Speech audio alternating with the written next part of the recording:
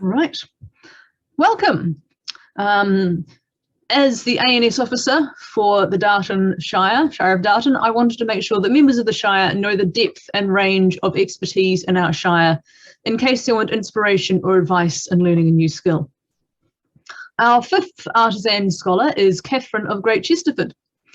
Formerly of the Kingdom of Drachenwald, she is a member of several of that kingdom's orders, including the Order of the Panache for long, consistent excellence in ANS, the Order of the Fox for martial activities, merit and progress and courtesy, and the Order of the Silver Martlet, which is for ANS talents and courtesy. She has expertise in research, illumination and Elizabethan clothing, as well as skill in pigment making, which is, how do you say that word, lakes, lacquers? Lakes, so pigment making such as lakes, dyeing and embroidery. She also has experience in armouring for a female heavy fighter, including experimenting with and making non-metal armour parts. So welcome, Katherine. Thank you. Round of applause. Okay, into the discussion. So you've seen all these questions before, and anyone who's watched these before knows what I'm going to ask. So my first question, and this can of course apply to any of the arts you wish to that we've talked about, whichever one of the answer appeals to you, or you can mention what drew you to all of them if you want. The question is, what drew you to your art?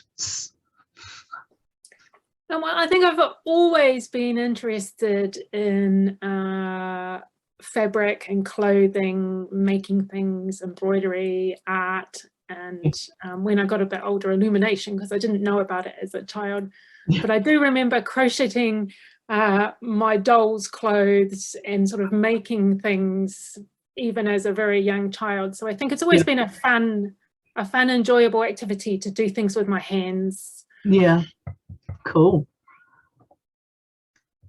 How about for the other things, for like armouring and things like that? Was that necessity as a fighter? Yes, armouring was a necessity, and sort of struggling to find things that fit and worked for me, because a lot of the patterns, a lot of the things that are pre-made are made for men, so they're made for larger people who don't have sort of the bulges in certain places. Oh, dollies are different. And the reverse as well, because I'd been an archer and done a bit of weight training in high school and university, and then was doing heavy fighting. I had quite big shoulders and biceps, and I found that a lot of clothing I was struggling to fit in that area, and so that sort of drove me a little bit towards the construction of my own clothes to find things that fit. Yes, I was a swimmer back in the day. I also had shoulders, but I was all into baggy t-shirts back then, so yeah, they are one size fits all in many ways. Great. Okay, so long time interests that this sort of meets along with what you're interested in from before is what drew you to your various arts, as well as a smidge of necessity. Yes. Excellent. So presumably then it was something you expected to like. Yes, because I'd already played around with it quite a bit. I think you do enjoy it, but there's always a little bit of frustration along the way, isn't there? You don't get that sort of feeling of real achievement unless you've had to struggle a bit to get there. So when we say enjoyment, I kind of mean the whole overall thing, because there has to be a bit of sort of stress to get the greatest reward, as it were, at the end of it. Yeah, because I mean, speaking as a bit of a rampant perfectionist, if something's easy, then you're not really proud of it, because it's just like, I did it, and clearly it was fine and not hard, so it shouldn't be something I'm particularly impressed by. A little bit that way. And unfortunately, once I've learned something and I've sort of pinned it down, I want to hop on to the next thing. I don't tend to sort of keep rehashing the same thing and again, which is why things have grown over time and are still growing. And that's how my Mad Fool schemes begin. My Mad Fool flax scheme was, I can sew already, hand sewing is getting better, I should learn to spin. I should learn to weave. No, I should learn to weave. I should learn to spin. Oh, wait. Where does it all start? From a plant. I like gardening. And then it wouldn't leave me alone. Anyway, right, so what keeps you interested? Well, yeah, what keeps you interested? I think finding new challenges in things. So if it's sewing, finding something more difficult to have a go at, or finding expanding out from myself a little bit. So most people, when they start sewing, tend to start with themselves, and then you start making things for other people or doing things for other people. Making things more fitted so that it's more complex to put together and you have to get it right. I think moving on to more difficult fabrics. So making it more challenging for yourself. I think with the dyeing, so that was more the making clothing, making costumes. I think in terms of the illumination and things like that, there's, you know, trying another style, seeing if you can draw it out. I think illumination, I quite often start by copying an existing artist or an existing illumination, but then you get to a certain level where you can actually, you know, enough about that area and that technique that you can start doing your own interpretations of style. Designs and interpretations of things, and that's fun. And I think bringing in, for me, in terms of the paints and the dyeing, bringing in a little bit of science to it, because a lot of it is sort of hearsay, or someone says to do it this way and someone says to do it that way. And with my mundane job is around chemistry, so having that background knowledge, going, actually, is that an old tale, or is that really need to be done that way? And how could I do it, or use modern replacements, because it's really difficult to get hold of, say, something that species. And with the chemical knowledge, knowing what the actual chemical was, is it just called a different thing today? And so actually I can use this other thing to do this, but taking a bit of the scientific process to these things. So trying different combinations of things. That sounds quite cool. Right, okay.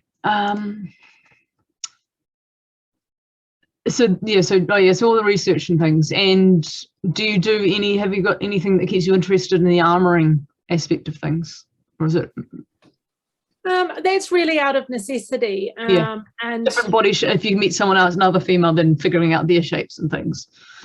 I haven't really got that far in that area. Mainly I've sort of focused on myself, and I think in that sense, armouring, it was I don't know if I really want to call it armouring, because it's not with the metal bits, but you know, with the leather, with making the Gambeson, doing the female protection, making the hoods and things, and the padding inside my helm and things like that.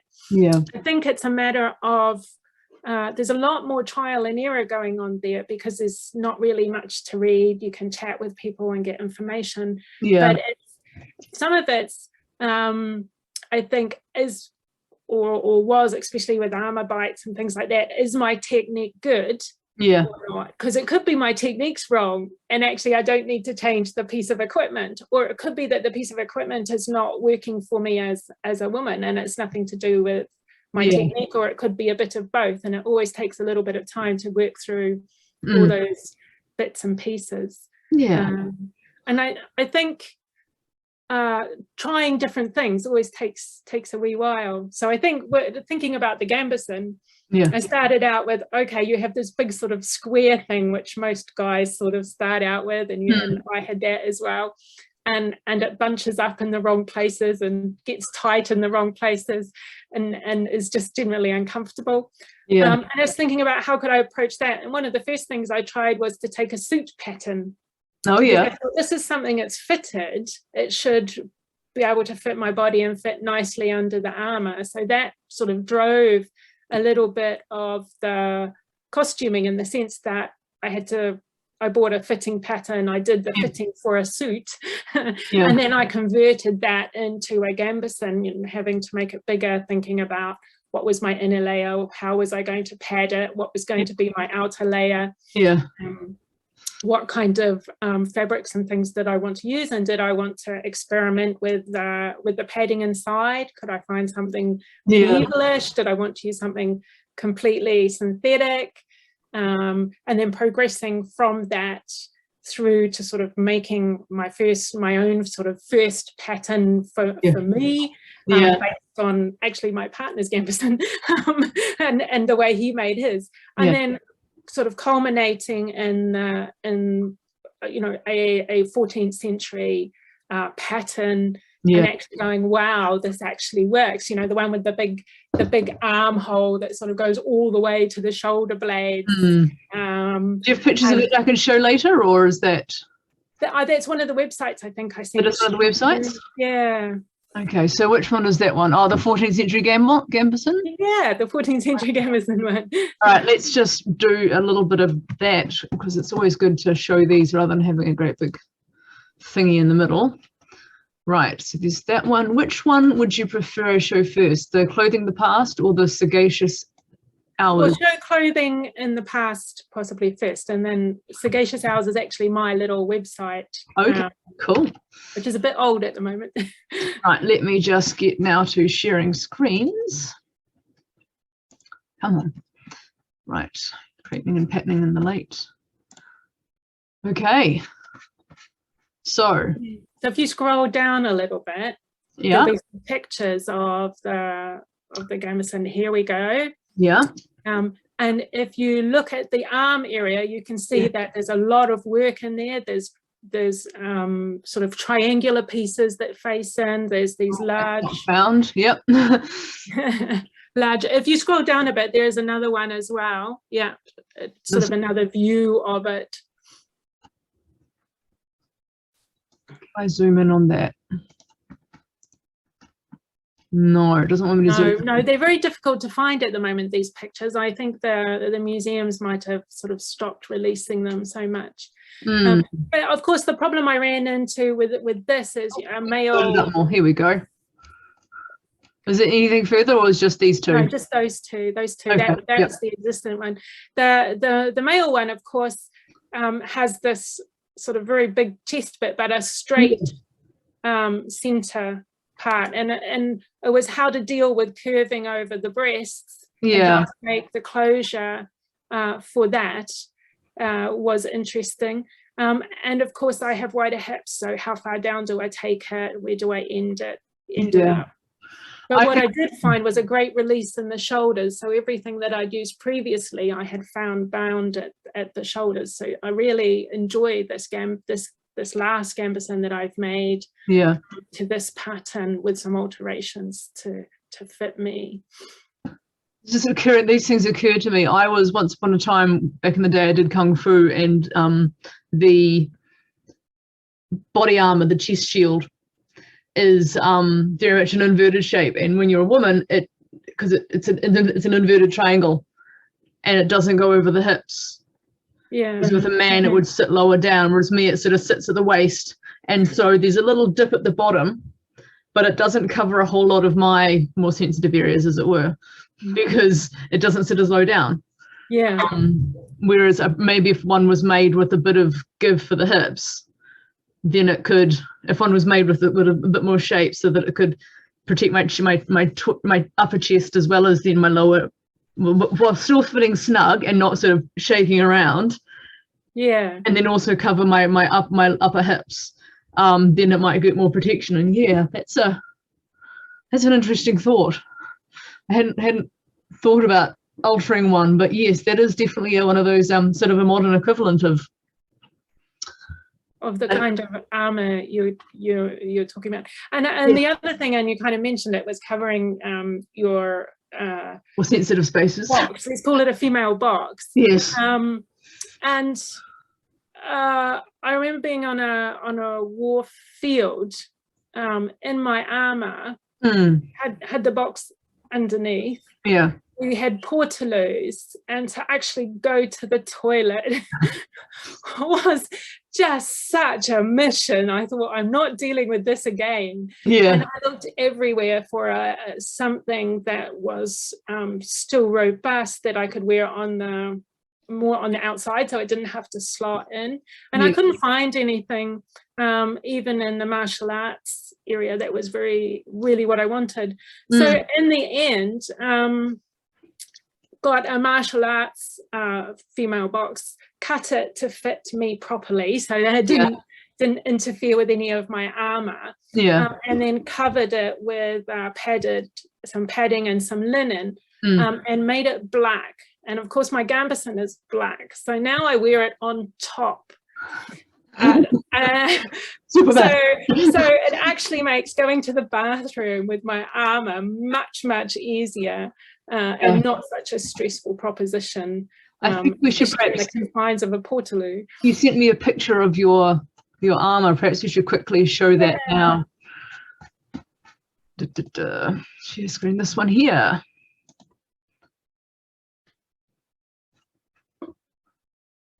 So this is the armour. So your box is hiding underneath that. Under there, but it's on top of everything else. Yeah. And that's the latest version of the Gambeson with the Charles Gambeson under everything. And I started out with actually a solid breastplate, but found I had binding in the corner and the arm, and so going to the lamella made it much better, made a good improvement. And again, when you're talking about flaring over the hips, things like that, that's a good choice. I can imagine that. Yeah. Cool. All right. Okay. Let's move along. Was there something in the second, your website? You've got those pictures, those same pictures there. Yeah, same pictures there. Okay, cool. Just slightly different angles. I'll probably link to that site, your site, when I do the comments and descriptions and things in the YouTube video. Cool. Okay, minimize that so I can see. Where are my questions? Okay, so what surprised you about any of your arts? I guess in terms of illumination, how finicky gesso is. Everyone sort of says it's difficult, but honestly, it's really difficult. It depends on whether it's rained that day, how good your central heating is. It seems to be quite moisture sensitive, dry sensitive. The timings can change. Sometimes I make it up and it just goes wrong. So what is this stuff you're referring to? Because I'm a complete novice with. Okay, so when you do an illumination, you have the base paper, essentially. It's not really paper, it's either a vegetable base or your vellum. And you layer a material on top of this, which has a little bit of density to it to allow the gold, when you lay the gold, to make the gold stand out. So it makes a little rise, a little sort of bump on the paper. And commercial gesso is not in period gesso. So commercial gesso is made out of. How do you spell that word? Sorry. Oh goodness. Gesso. Gesso. Gesso. Okay. Yes. And one of the things is everyone has their own recipe. So some people like to use fish glue, some people like to use hide glue, some people like to use gum arabic, and then you have, so this is the medium which it sort of holds things, and then you add in a sort of a filler agent, in a way, an agent to allow or to be very solid. So you can use chalk powder or marble as well. And of course, then coming back to the chemist, you realize that these things are exactly the same chemically, but I don't know if they knew that in period or not. So if you can get hold of chalk and not marble, ground marble, then use the chalk, for example. Or if you can get hold of ground marble, use that. And then you want to add a little bit of something called Armenian bowl. And it's a clay, and it's quite sort of slippy and slidey. It's a little bit pink. And originally I thought, oh, that's just for the colour. But I learned that it's actually quite an important ingredient in making the gesso behave well. And then you can add a little bit of some other things. So in period, they used to add a little bit of earwax. I tend to add a few granules of sugar. What you want to do is to stop the carrier medium. So either your fish glue or your hide glue or your gum arabic, you want to stop it crystallizing hard, because if it goes really hard, it'll crack on the vellum and that'll ruin your illumination. So it needs to stay a little bit soft. And you also want it a little bit sticky. So sometimes I put a little bit of honey, because then that adds the sugar and it's a bit sticky into it. And you've got it, you know, I'm a kind of a scientist, so I want to do it exactly the same every time, but it doesn't come out exactly the same every time, even if you sort of weigh it all out and measure it. You need to have like a recipe for what you make for rainy days, and a recipe you use when it's middle of winter, and a recipe you use. And so I tend to make, what I do is I tend to make it up. It has to rest for 24 hours before you use it to let any of the little bubbles and things come out, because I use a gum arabic based one. You let the little bubbles come out, and then you come back the next day and you test it. And typically I'll make up 2 or 3 little bunches of it, and generally 1 or 2 of them will be good. One of them might not be good, and on a bad day all 3 won't work properly. Does it I'm sorry? Does it keep for long, or do you have to throw it out? No, it doesn't keep for long. So, can't even not put it in the freezer and go, here's my, I'll take some of my rainy batch and defrost it. I wouldn't freeze it. I think that would crystallize everything down, and it's just what you don't want to have happen. Especially with me, because I add a little bit of honey in sometimes. You don't want to leave it in the container, it'll grow. Of course, once it's sealed with the gold, it doesn't get any air in there, and so you don't get any, well, I haven't had any problems yet. I imagine if you didn't get a good seal, you might have some issue. Okay, so so that was the finickiness. I guess one of the other things I was surprised at, once I sort of moved into trying dyeing, was how easy it was, and how you could make it work. And I loved coming out with my little bundles of wool with the bright colors. And that's so exciting. And for me, I've mostly been worked with reds, so reds and yellows, and so looking at sort of cold dyeing with madder, or warm dyeing using cochineal. And part of this was driven from, in a way, me making one for the illumination, wanting to make my own lakes. And a lake is when you take a dye and you bind it to an aluminium oxide compound. Is this the image you sent me? This is the image you sent me, isn't it?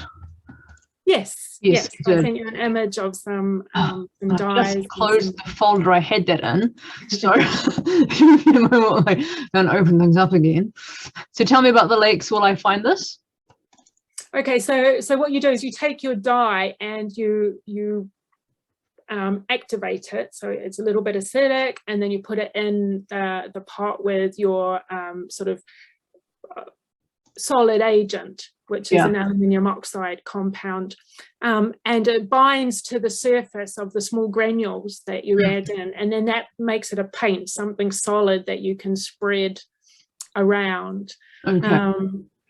So the lake versus the pigment is the thing that makes it colorful. The lakes is the dye. A dye is normally a liquid colored chemical, and a pigment is a solid colored. So lapis lazuli is a solid colored ground. It's not just ground up stone, but you can think of it as ground up stone. And so that's a pigment, because it comes naturally in the solid form. And it's a suspension when you put it into your gum arabic. Because the dye has to be bound to something solid, which then you put in the gum arabic to lay down. The dyes tend to be more light sensitive, because they can, that's part of how they work, is absorbing light and re-radiating it. So tell me about this picture here. So this is me being a little bit scientific again. So I was wanting to make the pigment or the lake more opaque, So once you get into illumination, how opaque your paint or dye is becomes really quite important. And lakes, because their dyes tend to be quite translucent. So you can use it by putting a different color underneath and then washing it with the lake to change the color. But if you want a nice solid red that's from a lake, it's quite difficult. So what you tend to do, or what you can do, is add a whitening agent. And so here I was just practicing with adding different, so titanium oxide is titanium white. That's your normal white paint, but that's not period, because the period material is not available to people who aren't conservationists, because it's based on lead carbonate and it's toxic. And I tried a little bit with chalk, and I was trying to dilute things, and there I was also looking at the match between the color of the lake I made with the cochineal versus the standard red paint that you might buy, which would be the crimson showing here. And I think this raises something that I've found as I've gone through that's quite important. People look at a lovely 14th century, 15th century painting and they go, oh, I want to make that dress in that color. It's fantastic. In medieval times, the dyes were quite different from the paints. And so when you look at a painting and you see a dress of that beautiful color, you may not have been able to access a dye that would have had or been exactly that color. And so that's kind of a newbie, a mistake to make when you're just starting out to look at these things. And so one of the things I wanted to do was to see how close these modern pigments were to the actual lake that I could make from the little ground up cochineal bugs. Interesting. Yes, there's much science involved in that goes over my head, having not done any science since high school. But well, I think science in that sense is just about taking one thing and varying it. And then taking something else and varying that and see what happens. But as soon as you vary 3 or 4 things, you get a matrix that's quite big. So you have to decide what you're really interested in and what you're want to look at. But I think the thing was there, I was surprised at how relatively easy it was to access this. I thought it might actually be really difficult to do, but it wasn't, and that was really great. So you've got so the interesting. If someone who wants to learn more about this can of course learn more about this, they can come and talk to you. Absolutely. And actually one thing I should say is sometimes it's quite difficult to get hold of the materials and things. So if someone's really interested, you can come along and I can help out with sort of getting you started with a few of the things that help to get you going, as it were. Okay, what's the most useful skill you've learned? Most useful, I would think. But you know what, give me the least useful if you want to. I think the most useful thing was pattern drafting. So after doing, for example, for the Gambeson, it forced me to go and buy a pattern. I don't know if people know, but when you buy a pattern from the store, you can buy it to your size and make it up. But there are special patterns called fitting patterns that you can buy that allow you to fit and make pattern pieces for your particular body shape, and they talk you through how to do it, and you end up with these pattern pieces. So that would be the first step that I went through. And then now I can look at some of the more advanced, say, medieval documentation on clothing, and they give you pattern piece shapes.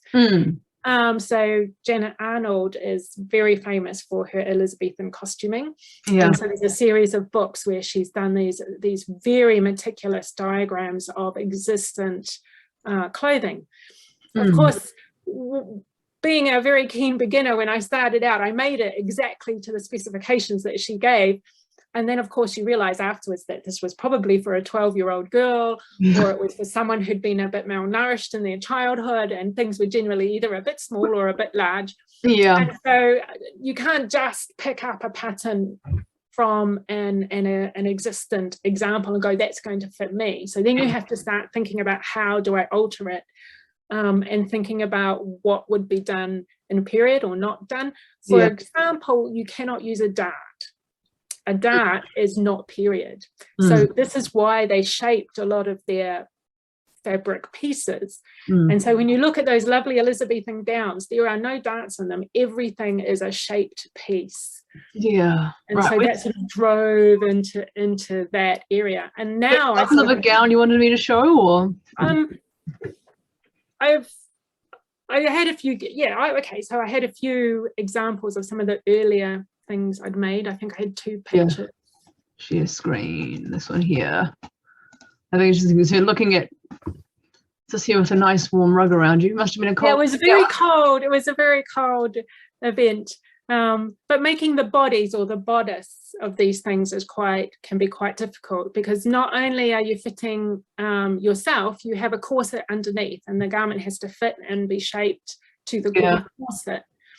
And you have to make the corset first, of course. Yeah. So you basically, so in this, there's no darts. It's just blocks and the occasional gore and things like that, perhaps, as well. Not really. They tended to shape things very closely to the body. And so no gores, not like the earlier medieval. Yeah, which is what I'm more familiar with. Yeah, you don't want to ask those ladies to lift their arms up. I can do 2 of them. That's nice. Yeah. Okay. Yeah. So so they'd have gaping holes, would they? So in the earlier ones, you wouldn't actually have the arm attached. What you have is a separate arm, which you would attach with ties. And then that big chunky thing that goes over the shoulder actually kind of hides where the ties are. Okay. So you can see that the arms that I have there match the front skirt. Yeah. So they aren't actually attached to the bodies or to the bodice. Yeah. Interesting. So pattern drafting and learning how to build these patterns and make them has been really good, because I've brought it back into mundane life and made some tailored shirts and tailored trousers. Pretty much don't need to buy a pattern anymore for anything, and can draft the pattern and make it up myself. Yeah, that's nice. If you have a vision in mind of the type of look you want, then you can draft a pattern for it. Yeah, useful. Yeah, so imagine the gaping armpits, as it were, would sort of gape a bit, which would make for, if you're a sweaty person, you get a bit of ventilation that way, at least, I suppose. Well, you'd normally have your chemise on underneath. But still ventilation through linen. Have another gown over that. Yeah. And then you would have the bodies and the divided skirt over that.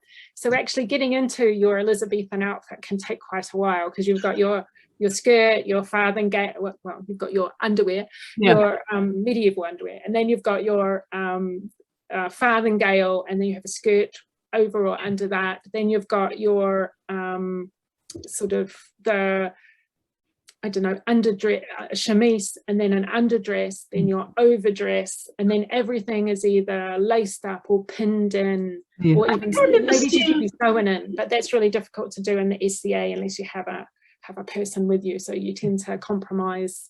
I think I saw Lucy Worsley dressing someone in a documentary once. There was a YouTube on a little while ago of a lady getting dressed. Yeah. Wow. Yeah, I remember that many layers and many bits, which is probably one reason I didn't go for Elizabethan, is just because I'm kind of into the simple stuff myself. Yeah. Okay. What was the hardest or the most challenging skill? Well, I think it would be tailoring for the Elizabethan clothing, and some of it is things like the ruffs. I've had to go at those, at making the big metal thing that comes up behind that you see in Elizabethan portraits, making the hats, which I'll talk a little bit about in a minute. Using the different forms of stiffening, the boning, the horsehair, interlinings, the stiffenings, and also exploring those as well, because there are some areas who use very modern cable ties, for example, for making a corset, versus plain commercial boning, versus using something like reeds. And I think also thinking a little bit outside the box when you can't find what you need. So I've used quite a few wooden rulers for the busk, which is the bit that goes down the center. And it's really important. I found out that, you know, if you don't have the busk, you don't get that structural stability that you need. So you can't just not use a busk. You need to get the right firmness, especially if you're lacing at the front, so that things don't pull. You need to have those busk pieces in. So Elizabethan, I think clothing can be quite challenging, but also lots of fun, because there's lots of things to have a go at, and you can start relatively simple and then get more and more and more and more complex as you go on.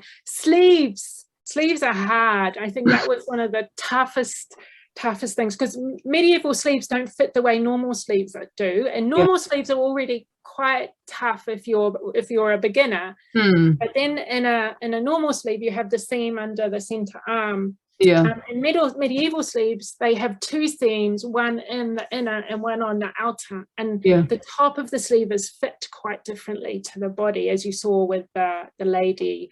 She had a big broad, and it came right out to the pinch of her shoulders.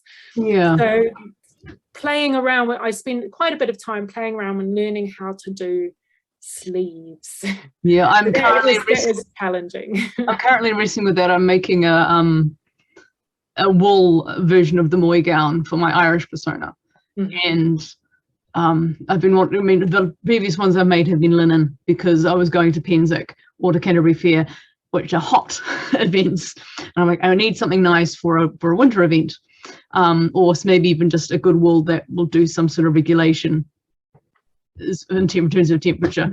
And I bought some wool at Penzance a couple of years back, and I've been planning on making something. I'm finally getting around to it. And I made a couple out of the linen, but that sits differently. So the way I've cut the mock-up, I had the shapes I'm using are different in wool than they are in the linen, because it hangs differently and pulls differently. And it stretches on the diagonal differently. Stretches differently, very differently. But the Moy gown has a back strap that comes along like this, so it's kind of a Y-shaped back. And then you have a piece that sits next to that, which is like the shoulder blade piece, and then the sleeve attaches. So the sleeve starts here, sort of starts it on the back there, and then attaches at the side of the shoulder piece, and then comes around and attaches to the front of the yoke of the Y strap, and then that attaches to the front piece. and so fitting that when it doesn't quite fit, you've got like 5 different seams to adjust.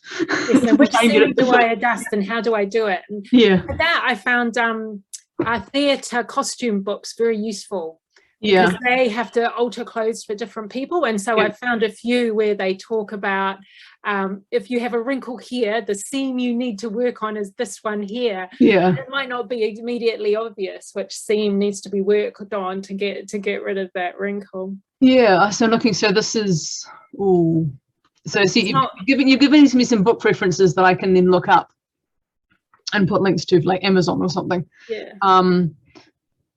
But no, you didn't link me to any. I didn't, but I can after this. I can add in a couple more. I didn't want to overwhelm with information. Theatre costume guides. And my pen does not want to work. Come on, pen. Nah. So I guess the other sort of challenging thing is I loved my Elizabethan, and I was doing that mostly before I was heavy fighting. As you say, when you're heavy fighting, you can't spend an hour and a half or 2 hours to get into your gear, and you're too hot and sweaty afterwards. But again, the portaloo strikes. Trying to get in and use a portaloo with a 1.5 to 2 meter wide farthingale and a corset, so you can't actually bend over properly or do anything. So that's a real, you check what's available at the event before wearing or taking a farthingale. Yeah. I mean, it's bad enough with long skirts when you're not used to wearing long skirts, particularly the pork bodies. Yeah. So I guess I put in a couple of pictures of some hoods, because that's one of the things that I think someone mentioned, I can't remember who it was, and they sort of talked about in the SCA things that we wish we could do better, and I think hats is one of those. And in their Elizabethan Tudor period, there are a lot of hats, and so that's one of the sort of challenging areas, and it's also one of the areas that's developing in terms of people's understanding. So mostly you work from paintings, and so understanding how these things are put together, and so different people have different ideas about how to do it, and there's been different sort of make examples of these things. And so I think two of the challenges there were, one was the earlier one, which I gave you a picture for, of Catherine of Aragon. So that's the other one you want first. That's the earlier one. There should be, no, that's the second, that's the French hood. Okay, hang on a moment. It should be a gable hood, Catherine of Aragon. Link, gable hood. Oh, here we go. Yep. All right. Copy that. Yeah. Copy link. Ba-pum. Yeah. Right. Okay. There she is. So that's actually quite a complicated piece of fabric, metal, stiffening, and what she might be wearing under it to secure it and hold it all to her head, what kind of coif is going on. And of course the artist sometimes gets rid of the little tie under the chin because it doesn't look pretty. So is there or isn't there it there, and how do you make this solid bit that goes around, and how many layers are there? So this this lappet, the coloured material, and the white bit at the bottom that sort of turns out, what's that made of? Stiffened? Is it wire? Is it kind of gessoed fabric? And then there's this big black sort of hood behind it, and that's velvet. Velvet is heavy. You know, the first one I made just fell off backwards because the velvet is so heavy. So you can't make these with a lot of velvet, as you might think looking at the paintings. It could well have been something much lighter like black silk, or if it was velvet, I suspect they would have needed a tie under the front, or weighting the front part of the gable hood. So it was great excitement making a couple of these until I got one that was right and looked good. And lots of nitty gritty little bits in it, like, so the padded, are these rolls, are these bits of sort of fabric just hanging down, is it sitting on a head, or is it sitting on something padded under there? All sorts of interesting things going on when you're working from a painting without having an existent example. And the same kind of rinses and repeats for the French hood, which is the next one that you have, and that's the one that's actually under debate. The Elizabeth one is I think the picture I had of me in the red gown was one of my French hoods. You should be able to make that bigger if you click on the plus, I think, at the... Oh, there we go. Yep. Looking down, that will help. And then it's just a load. There we go. There we go. So, you know, it's quite a stiff piece, and it has these little zigzagged fabric. Is that stitched? Is that ironed? How do they hold it stiff? And if you think of the weight of those jewels and those pearls, this isn't just a piece of fabric sitting on a head. This is something quite stiff. And how to get it to hold on again. I had lots of problems with it tipping back until you make a frame that covers the whole head and meets around the back, and then you can sit this French hood on top of that frame. So there's 3 or 4 layers in here of just construction to get to a hood that looks like that. And it was really interesting seeing how the shape of the hoods changed through time. So I've got a little sort of research thing that I did where I could see through portraiture how these things change. And so there was a picture of me in a red dress, and so there's one of my sort of examples of making a French hood. Go to the pictures here, and let's find your red. That's a flat cap. That's got one, not specifically that style, but it's one style of French hood. Yeah, I'm just looking at, no, that's okay, that's painting. It's a magnificent hat, that one.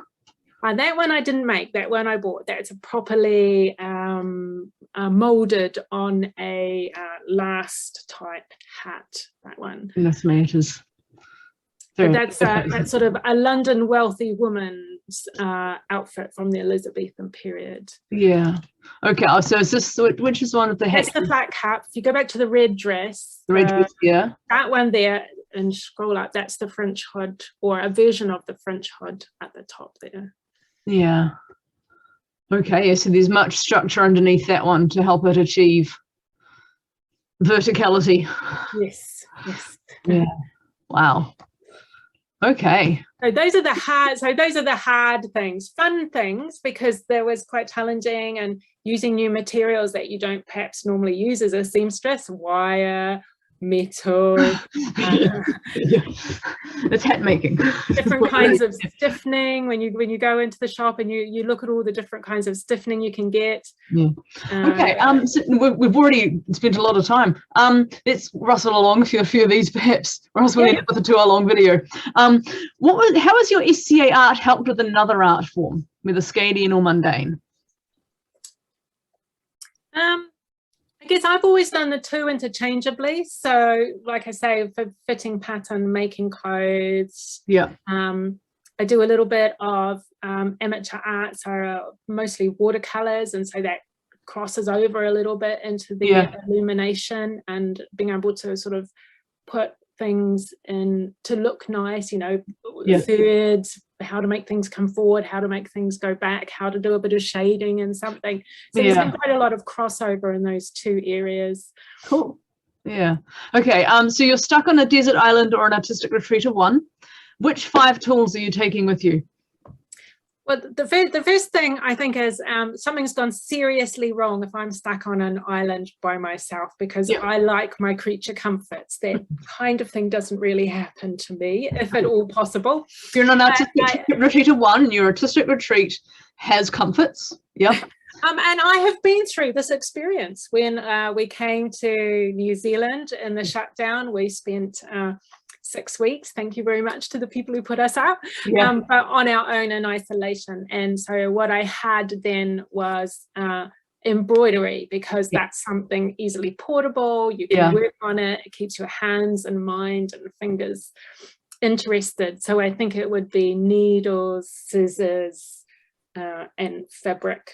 Yes, fabric's not really a tool, but I think I can get away with that, doing most things with a set of scissors and a set of needles in case I lose some. Sometimes a little bit of a few pins.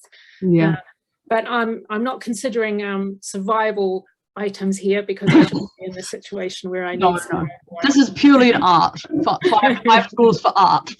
And maybe a paintbrush. Yeah. And I mean, what sort of tools did you need for making the dyes, for starters, for example? Oh, that's a little bit more complicated. Yeah, I would need a more than 5.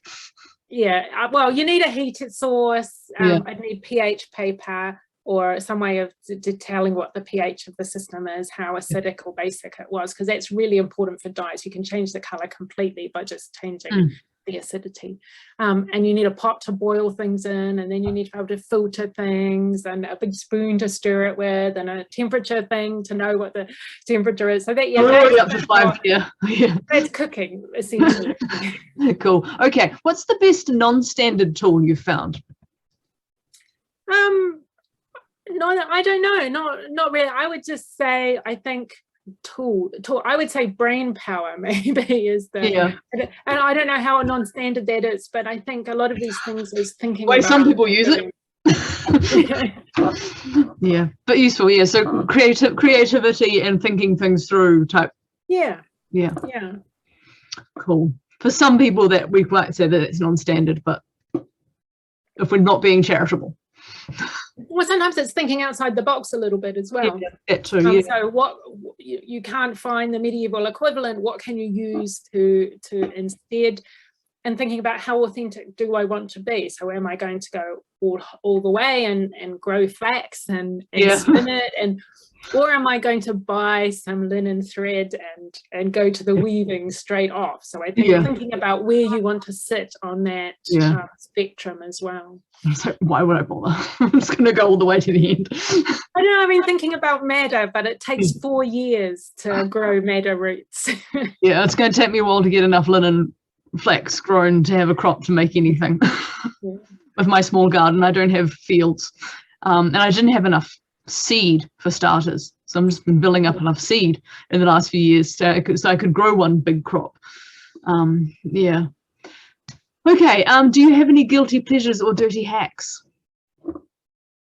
I guess my guilty pleasure is embroidery in a sense, because it I guess jobs can be quite stressful, and it's the one thing I really find which calms me down, but also is productive and produces something beautiful at the same time. Exactly. And, and there's so many different techniques that you could have a go at and do, so I don't think you ever get bored doing the same thing and designing your own patterns and choosing the colors and going with it. So I think my guilty pleasure would be sitting down with some embroidery, which I've already planned out, so I don't have to do any thinking for it, but I can just listen to the podcast and sew. Yeah, nice. De-stress. Do you have any dirty hacks? Not really, no. Okay, the science, you do the science. Yeah. Yeah. Okay. What advice would you give a newbie in one of your art forms? I guess costuming, I would say just start. I mean, you see some of the amazing things out there and you think, oh, I could never do that. But it takes people experience and skill to get to that level, and they've had to work at it. So I think just starting and trying to make, your first outfit, and then just going from there and doing the next thing and the next thing. And I think don't feel bound to one period. So although I've done Elizabethan and Henrican now, I've also got some sideless surcoats from the 14th century, and when I'm fighting I go Anglo-Saxon, because you just get to put a dress on, and they're all fun to do, so don't feel constrained, and unless you want to be, unless you decide you want to go for a very specific persona.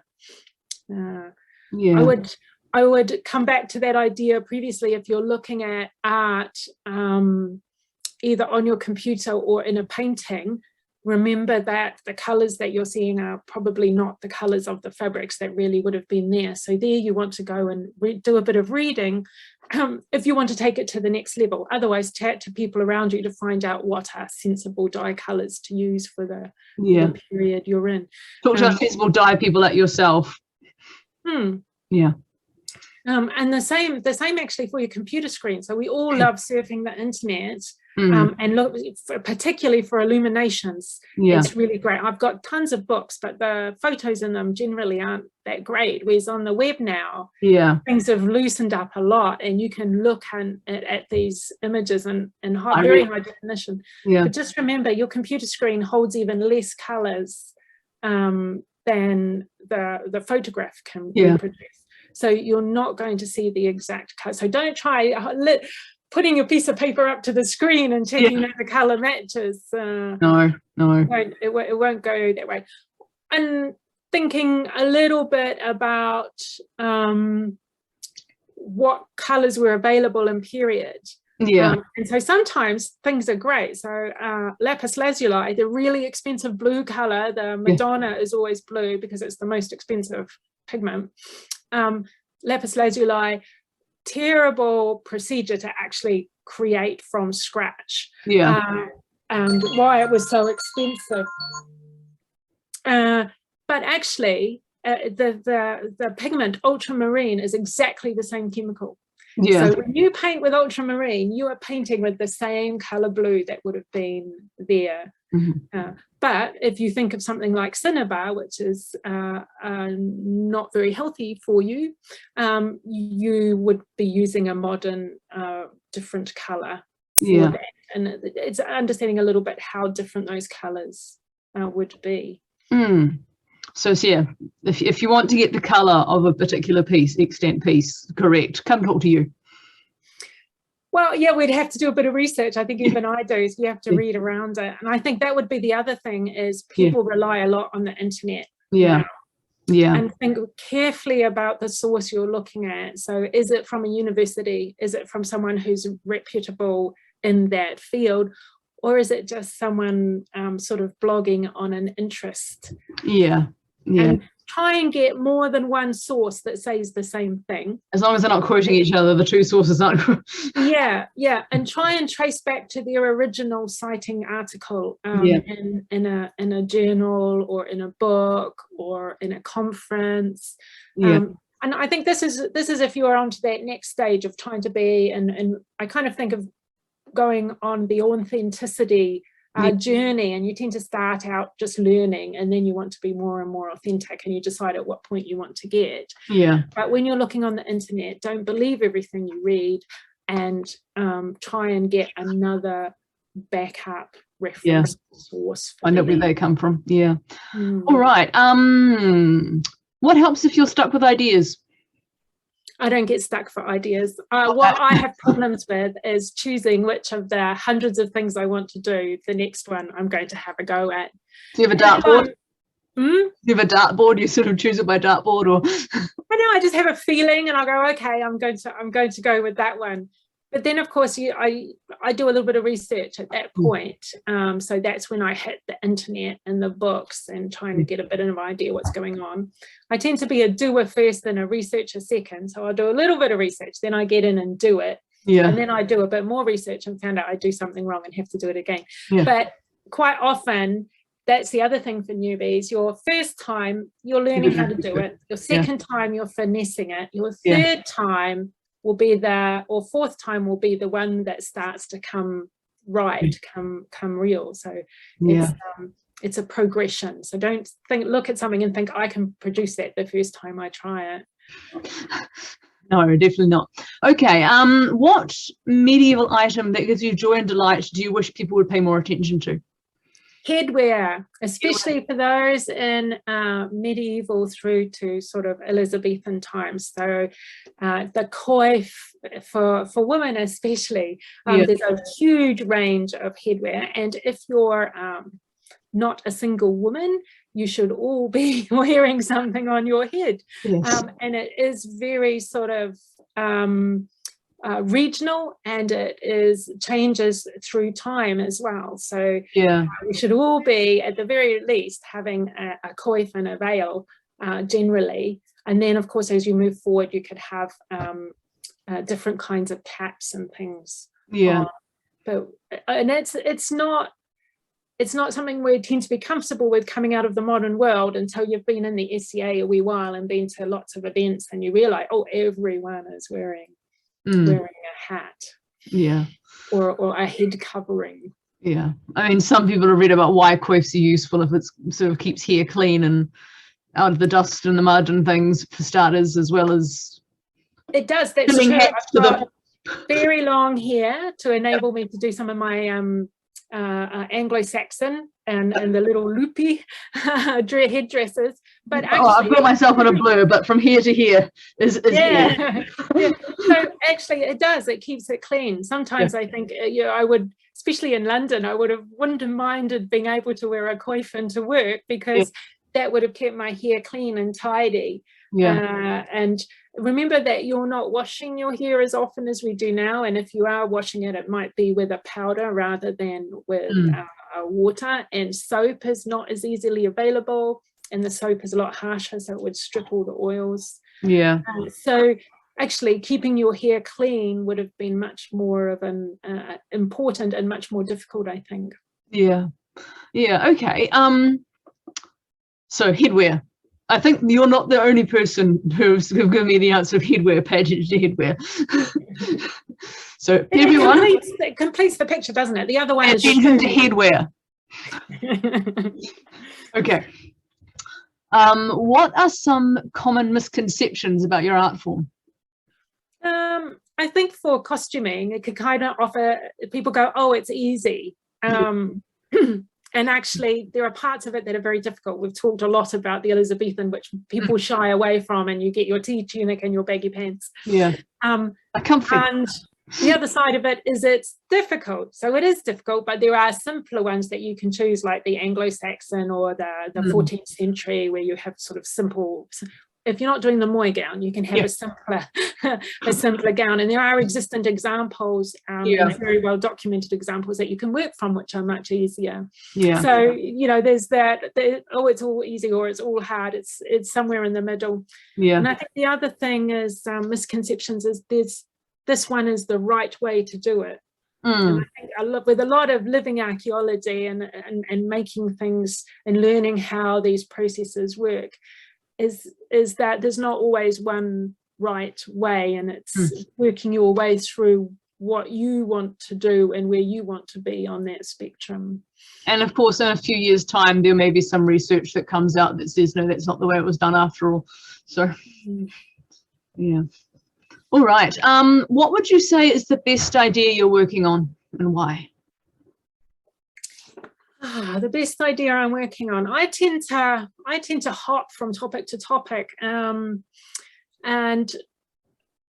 I think it's difficult for me to sort of pin down exactly one of these things. Well, at the moment, my most exciting thing is working on an intarsia, which I started, and I think you saw already a lovely intarsia, and I'm doing one very similar, and I've got 3.5 panels done, and I still have more to go. And this is where the embroidery comes in. But I've just been taking a bit of a rest from that recently, so I don't, because I've got a job that's got quite a bit of pressure involved with it. My SCA, I have zero pressure. So if I find that I don't have time for something, or I'm not doing something, SCA is for fun. SCA is not to put pressure on myself, except just before an event and I have one gown that I want to finish. But trying to get the gown finished. Trying to get it finished, and I remember how long just through the buttons and the buttonholes last time. So yes, there have been many panics just before events, but other than that, so I do tend to hop a bit, and so the intarsia is what I'm doing at the moment, but I will cycle round to doing some illumination again very soon, and go on from there. Excellent. So I suppose we'd say that intarsia is what excites you now? At the moment, yes, the graphical patterns I think are lovely. Working with the material, although I've been 3.5 in, I've worked out what's going on with the material, so it's a matter of putting it in. But I can't wait till I'm able to hang it in our tent, or hang it at the back of a feast hall, or something like that. That would be nice. Amazing. So you said nothing, you never get stuck with ideas, but how do you avoid boredom or burnout? Just by what I said, if I start getting bored with something, I don't try and complete. I put that thing down. I know that in 6 months' time I'll come around again. And I'll pick that up, and I'll carry on with it. So if I get bored with something, I put it aside. This is my spare time, my fun time. It's going to be fun. It's not going to be a slog. It's going to be boring. Burnout, that can be a bit of an issue. Again, I think saying that this is fun, what I do tend to do is take on too much. And then I start having too much in my fun life and too much in my work life, and then it all sort of gets messy. And then you just have to drop something and not do it, put it away for a while. Knowing where those barriers and boundaries are, isn't it? I think it's about saying no to stuff. So I guess word. And saying yes to what you enjoy, I think. Okay, that's all our questions. Does anybody else have a question for Katherine?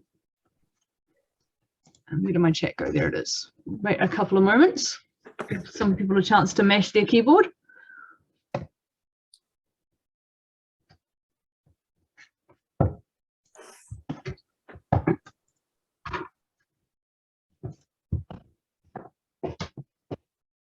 Give them another minute. I should put some hold music on over this.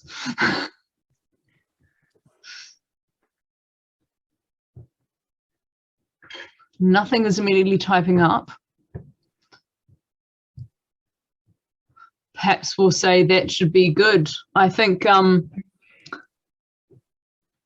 unless someone quickly, hurriedly types in a yes, and then we'll wait for them to finish typing their question.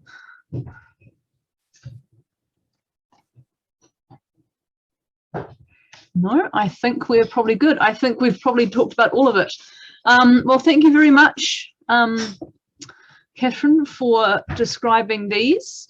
Next question is, if someone wants to know more about any of these things, we know you have a website, and I can put a link to that in the description of this video. Is there any other way that they could contact you, considering that this will go out to the YouTube world? Could they contact you through their website, through your website, for example, or if they have questions, or if they're in the Shire, part of the Shire of Darton? I think if they're, I'm a little bit more concerned about sort of worldwide exposure. But if not sure how many viewers we're going to get, but just in case weird things happen. But if they're in the Shire of Darton or in the SCA in general, I have an SCA email, which is it on the group Facebook page? I don't know. We could post it. We could. But you've got a website to do with your email address to do with your website as well that you sent to me from. Yes. Okay, so I could put that up in the link perhaps, or yeah, that would be fine. Okay, so people can contact you via email through your website, or I'll put it in the link in the description. Yep, and Sagacious Hours is your website, and I'll put a link to that as well. Anything else? Any final little comments that you're interested in? I'll put links to the books you have recommended to me. Yes. Yeah. Yeah. Anything else there? No, I can't think of anything else. Okay, and one more double check for questions in the chat. Nothing there. Okay, thank you very, very, very, very, very much for your time and your explanations, and well, the science of it all doesn't the chemistry. I'm not a chemist by nature, but I do understand the joy of challenges. Exactly. And the joy of making and doing. Making and doing and getting it right. Yeah. Okay, I will stop the recording, and thank you very, very much. Thank you.